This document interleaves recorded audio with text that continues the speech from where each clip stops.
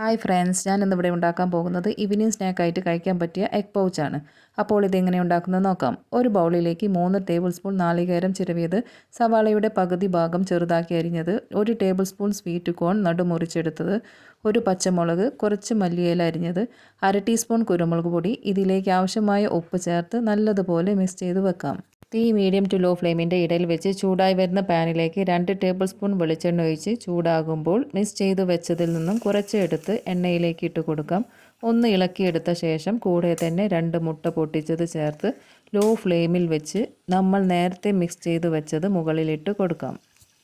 ഏകദേശം 5 മിനിറ്റ് ആകുമ്പോൾ തന്നെ ഇതൊന്ന് മറിച്ചിട്ട് കൊടുക്കാം. ഉള്ളിലുള്ള ഗ്രേവി വെന്ത് വരുന്നത് വരെ വീണ്ടും തിരിച്ചും മറിച്ചും ഇട്ട് എടുക്കാവുന്നതാണ്. നിങ്ങൾക്ക് ഇഷ്ടമുണ്ടെങ്കിൽ ഇതിലേക്ക് തക്കാളി കുരു കളഞ്ഞ് ചേർത്ത് കൊടുക്കാം. അതുപോലെ ക്യാപ്സിക്കം ചേർത്ത് കൊടുക്കാവുന്നതാണ്.